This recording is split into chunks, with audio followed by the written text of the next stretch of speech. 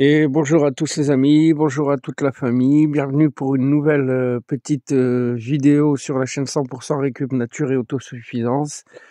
Ça faisait très longtemps que je n'avais pas posté une vidéo sur mon YouTube, donc on est le dimanche 5 avril 2025. Il est plus de 19 heures et je vais tenter de faire un petit tour rapide sur le jardin pour vous expliquer un peu tout ce qui a changé depuis que je me suis lancé dans l'espace vert. Donc, bon, beaucoup de choses à expliquer. Déjà, vous pouvez voir, on peut avoir un joli panorama sur maintenant toutes les plantations, tout ce qui a été créé, toutes les fleurs, l'herbe qui est bien tondue. Et à quel point, au bout de 6 ans d'entretien et de remise en état, c'est devenu très joli ici.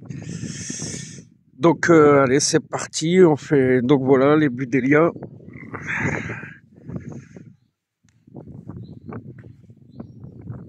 Ouais, ça doit faire presque un an que j'ai pas mis de vidéo, je crois, sur le jardin, sur notre petit jardin et l'avancée.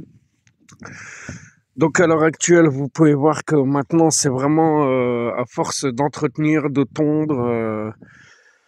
Eh ben, c'est vraiment une jolie pelouse qui est revenue ici, hein, comparé aux toutes premières vidéos. L'atelier bois fonctionnel avec maintenant bon, mon outil qui a pris place. Je stocke toujours du bois en autosuffisance afin de ne pas le payer. Grâce à l'espace vert, j'ai accès à un peu plus de bois gratuitement à l'heure actuelle. Cette partie où les 10 tonnes de terre avaient été étalées à la main, comme vous pouvez voir, c'est devenu vraiment magnifique à l'heure actuelle. On a vraiment une belle pelouse dense et régulière qui est revenue. Le morceau, comment vous dire, où la berge que j'avais, où j'avais fait l'arrachage de ronces, de grillage entremêlé, j'avais laissé les arbres naturels reprendre le dessus.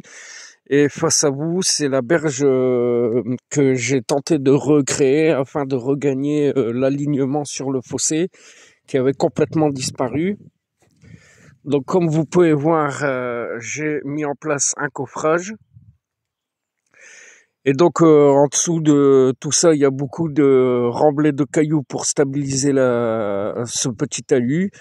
Et j'y dépose régulièrement mon herbe de tonte afin de favoriser une bonne terre sur le dessus et pour que mes arbres fruitiers en profitent pleinement, quoi. Donc là, tout est en fleurs, tout est magnifique. Là, ici, maintenant, à mes pieds, il y a des jonquilles. C'est pour ça que c'est pas encore tondu.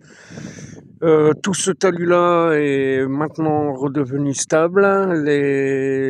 Comme vous pouvez voir, les arbres qui étaient déjà présents à travers les ronces se sont bien épanouis et développés.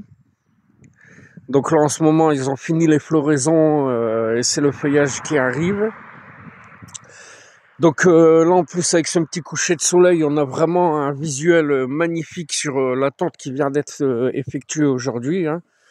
Donc comme vous pouvez voir, il y a vraiment tout qui se développe maintenant sur ce talus, toutes les plantations que j'y ai fait, les frênes, le hou, les fruitiers, tout ça, c'est vraiment en train de bien se mettre en place et ça devient très joli.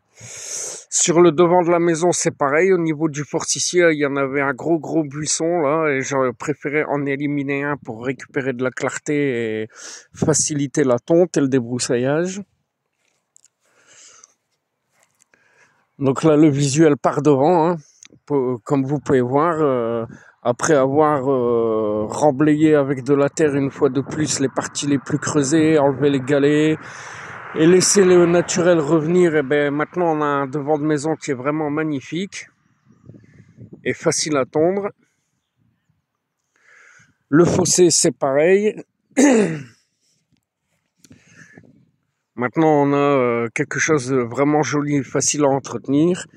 Toutes les petites plantations que j'avais faites se sont bien épanouies aussi, comme vous pouvez le voir. Mes petits arbres ont pris de l'aisance. Donc ça se met vraiment en place, hein. Celui-ci, c'est celui qui est devenu le plus joli, le laurier thym. le lilas que j'avais planté et qui maintenant va faire sa première floraison.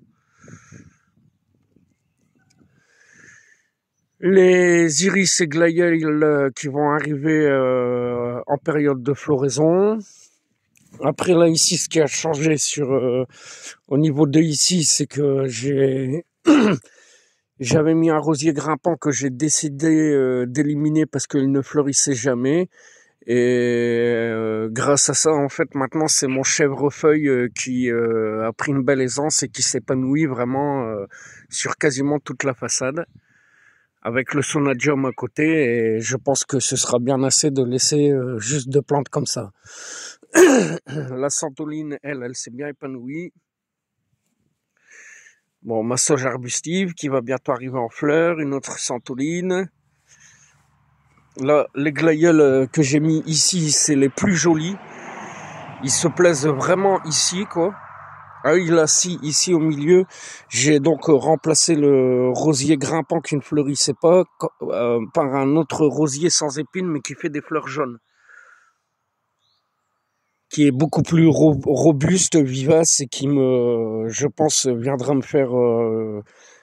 m'égayer un peu le devant de cette maison-là. La sauge ananas, toujours aussi grande, elle est taillée, là, elle a démarré tout doucement. L'amour en cage, comme vous pouvez voir, a trouvé sa place et se plaît bien ici. Donc après les petits changements, c'est qu'à l'heure actuelle, nous n'avons plus du tout d'animaux.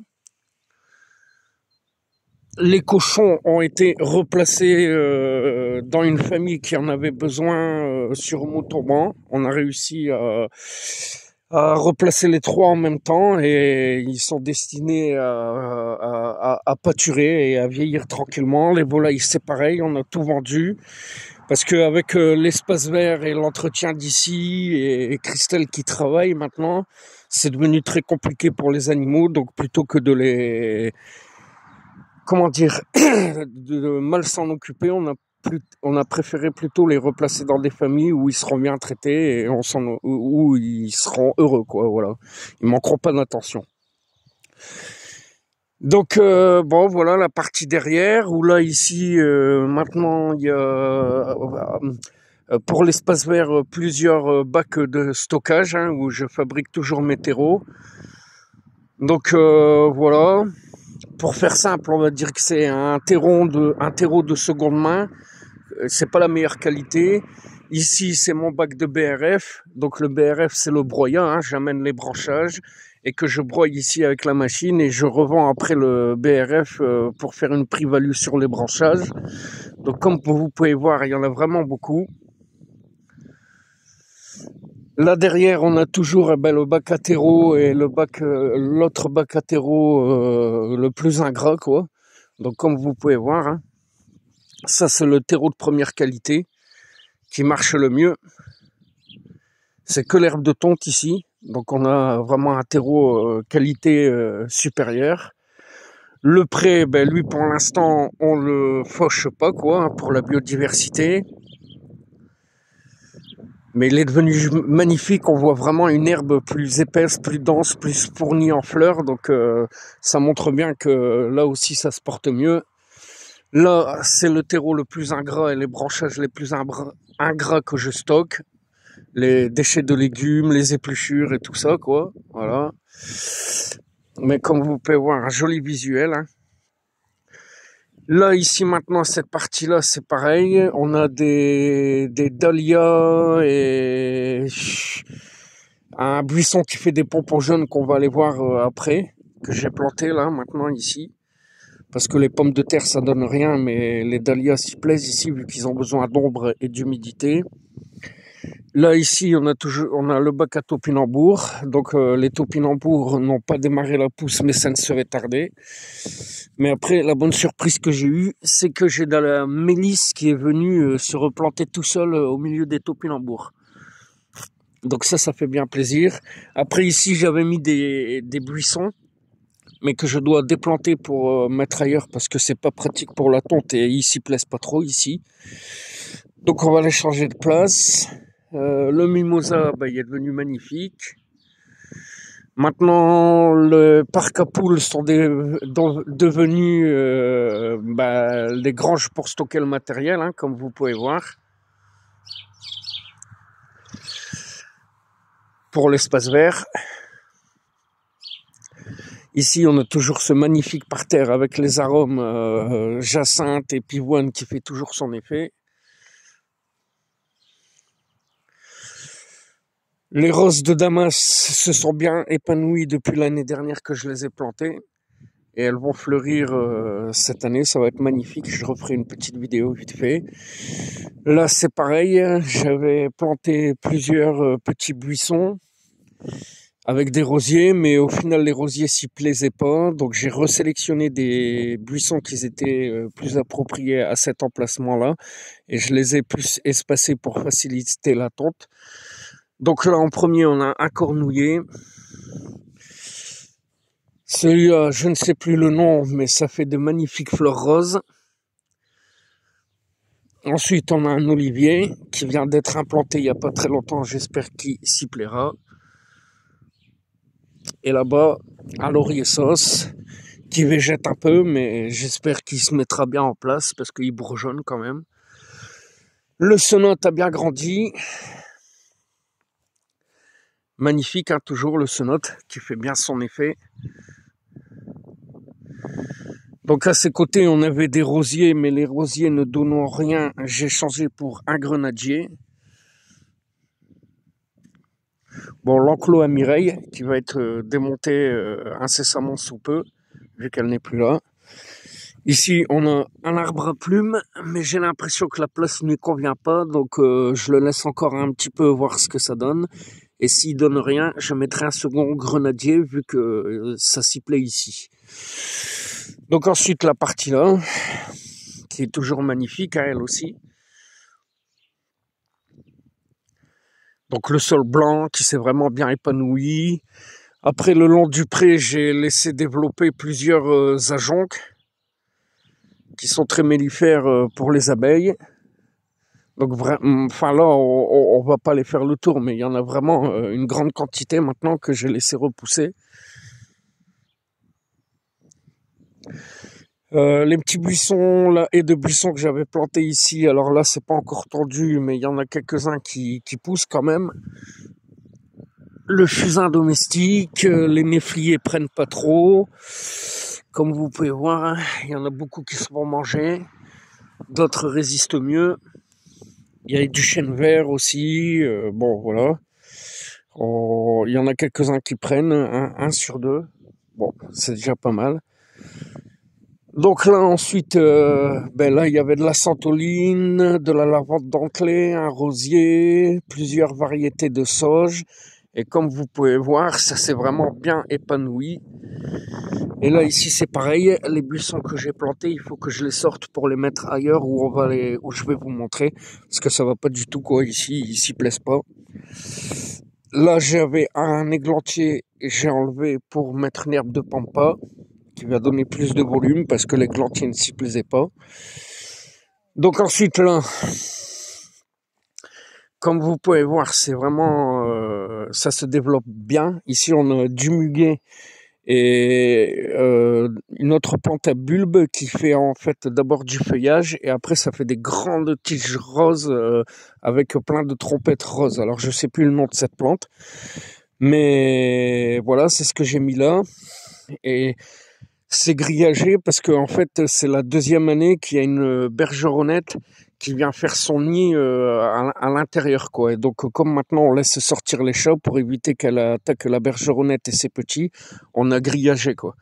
Mais c'est assez rigolo de voir que pour la deuxième année successive, on a la bergeronnette qui vient faire son nid à l'intérieur de ça quoi. Donc ça fait bien plaisir. Les noisetiers sont magnifiques en bourgeons. Cet autre bassin fleuri n'est pas désherbé, mais là aussi, ça s'épanouit bien. Après, je limite le désherbage pour favoriser les nutriments et le retien d'humidité dans ce bassin, parce que la terre est pas très bonne, mais on a de la consoude, de la menthe, de la marjolaine, des cœurs de Marie, comme vous pouvez voir, le rosier. Maintenant, il y a du fenouil aussi, je suis venu mettre, toujours dans les aromates. Un autre cœur de Marie, magnifique. Donc après, ensuite, on a là cette partie-là où j'ai commencé à passer le rotofil et on va mieux distinguer les petits buissons là que je vous expliquais. Voilà. Néflier. Un autre fusain. Le chêne vert. Et ainsi de suite. Là, un petit rosier. Et là, toujours pareil, on a du Camellia sanguina, un qui se développe pas trop parce qu'il se fait manger. Ici, le rhododendron qui va bientôt arriver en fleurs, le Camellia qui arrive en fin de floraison, un autre Camellia sanguina qui lui s'y plaît bien. Et donc, comme vous pouvez voir, hein, on a maintenant vraiment un visuel sur ce terrain qui est splendide, magnifique, qui n'a plus rien à voir avec 6 ans en arrière, quoi. Vraiment un jardin qui a retrouvé tout son sens. Alors sur cette partie-là, je suis venu retirer les rosiers que j'avais mis, parce qu'ils ne prenaient pas non plus. Je me mets à contresens pour le... Là, ici, il y avait un noisetier, mais que j'ai déplacé et que je suis venu aligner avec le chêne pour avoir un meilleur visuel. Je vais vous montrer.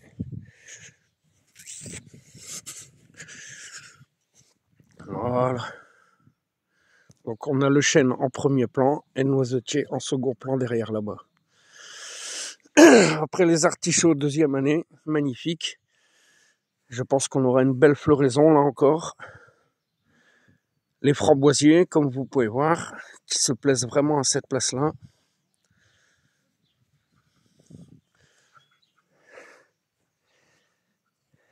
Cet artichaut est magnifique. J'ai hâte de voir les fleurs. La petite partie ici, alors il y a eu quelques changements aussi. Bon, les hortensias ont été taillées. Ici, un second hortensia. Là-bas, sous la cage, j'ai mis un autre petit buisson à fleurs blanches. Au milieu, le parterre des fougères avec les faux-lys et les lys et les glaïeuls, ça se développe bien. Et donc, la nouveauté, c'est que j'ai mis mes rosiers ici, en fait. J'ai créé ce parterre, là. Et donc là, les rosiers qui sont venus se mettre ici s'y plaisent vraiment, quoi. Mais comme vous pouvez voir, ça manque déjà d'eau, quoi. Là, on a un thym citronné. Et c'est ici que je dois venir intégrer les petits buissons que je dois retirer des parterres là-bas. On va aller voir l'enclos des cochons, parce que ça a changé aussi maintenant. Vu qu'on n'a plus les cochons, on a la place pour pouvoir enfin libérer les chiens. Donc les agapantes, la lavande, le romarin qui est énorme. Mon rosier. Et ici, une petite sauge des bois.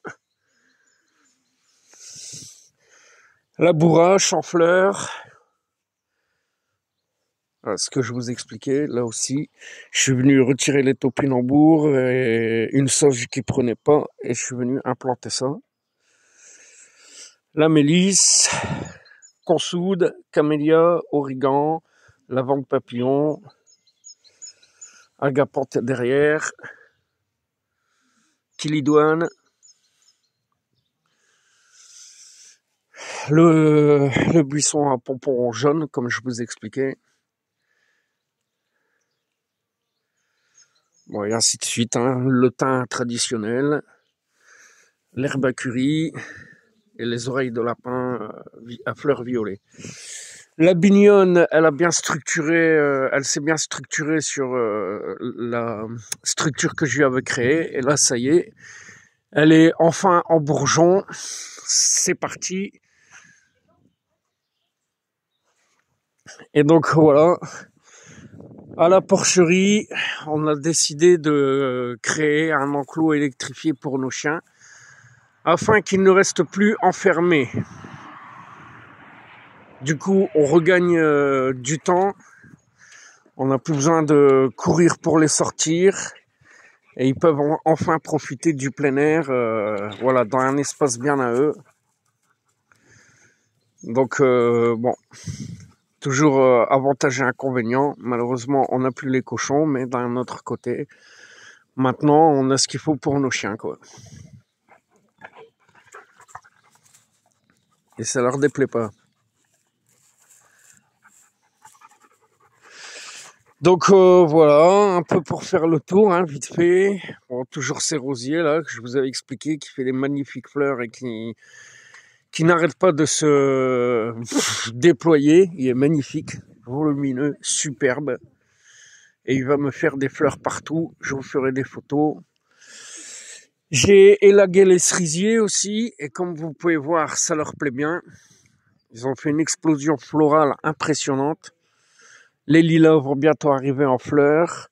Bon, et là aussi, hein, on a tous les glaïeuls qui vont nous faire leur première floraison. La menthe chocolat a été taillée. La repousse arrive. La verveine que j'ai laissée pousser en arbre et qui est en train de bourgeonner, là, ça y est. Parce que oui, la verveine est un arbre et pas juste un aromate comme souvent on le pense, vous voyez.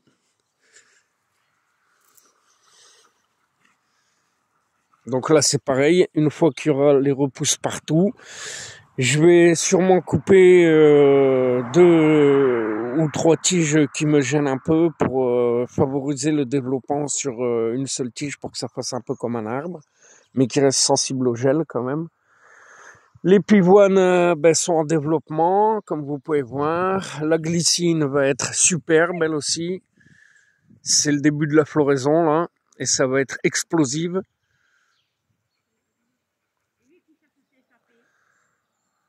Looping? Dis donc, salaud!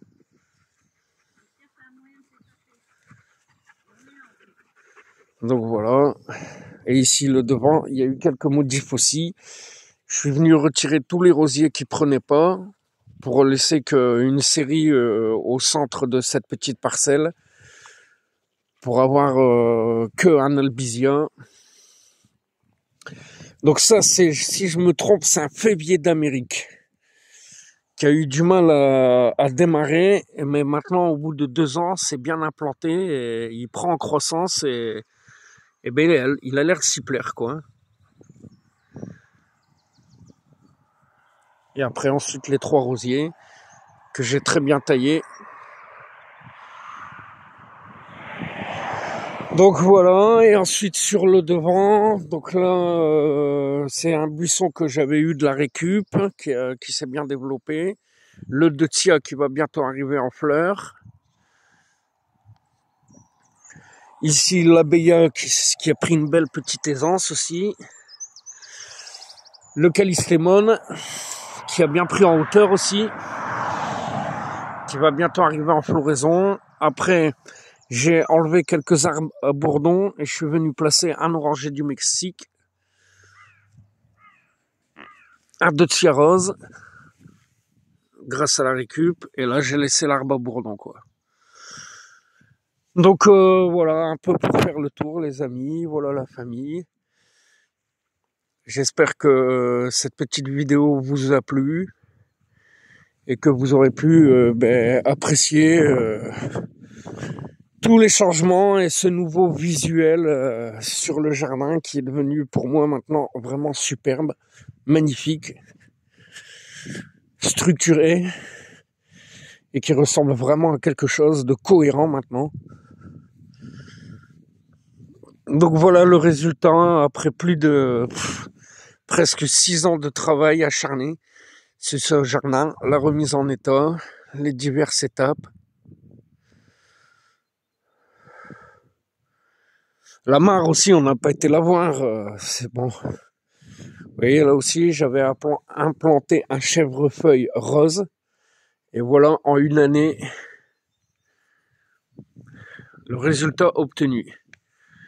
Donc vraiment un chèvrefeuille à qui j'ai vraiment trouvé sa place. comparé au jasmin qui a été planté avant, il y a une très nette différence, quoi. On dirait vraiment que le jasmin ne s'y plaît pas trop, ou alors il a du mal. Mais bon, après, il me fait de la pousse un peu partout, quoi. Donc je me dis que peut-être il lui fallait une petite année, le temps de s'y habituer, quoi. Parce que là, ça y est, ça bourgeonne de partout. Donc je pense qu'après avoir végété une petite année, il a dû enfin s'y plaire, quoi. Donc voilà, et on va essayer d'aller jeter un bref coup d'œil sur la mare. Et j'espère que je ne vais pas déranger les canards parce que chaque soir, on a à la tombée, au début de la nuit qui arrive, on a les canards qui viennent à chaque fois se poser, quoi, la posée du soir, pour venir dormir auprès de à la mare, quoi. Donc peut-être ils me feront des bébés. Mais la mare, en tout cas, maintenant, elle est fonctionnelle, magnifique, elle explose de vie. L'eau reste bien, grenouilles, libellules, hérons, des fois le matin qui vient chasser la grenouille. Enfin, vous allez voir, c'est vraiment efficace d'avoir curé la mare.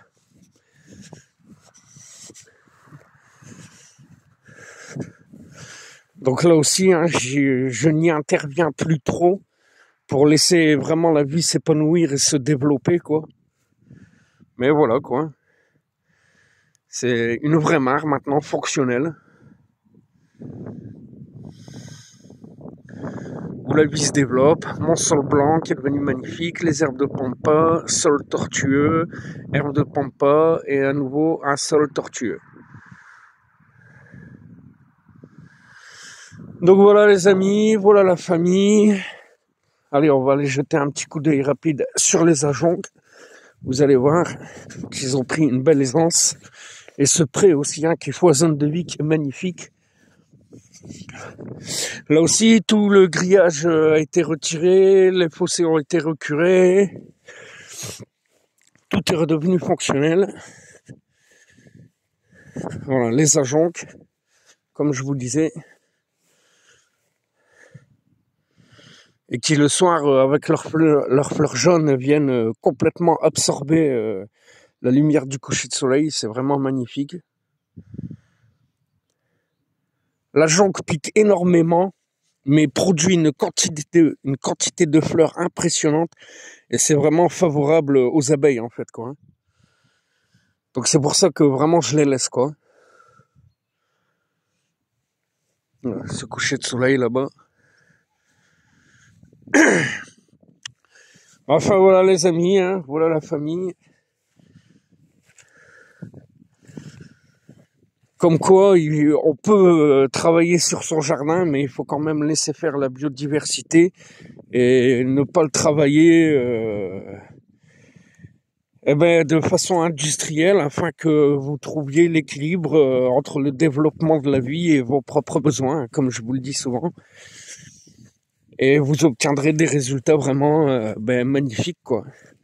En tout cas, moi je trouve, pour ma part, ça n'a rien d'extraordinaire, mais c'est devenu fonctionnel et magnifique, quoi. Là, on a un petit chêne. Enfin, voilà, quoi. On a un visuel sur ce jardin en un coup d'œil qui est superbe, quoi.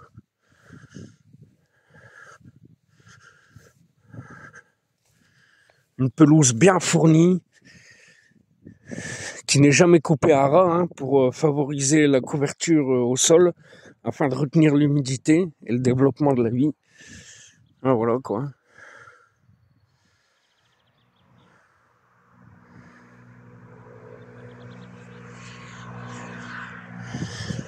Et voilà les amis, voilà la famille, 30 minutes de vidéo, le temps passe vite.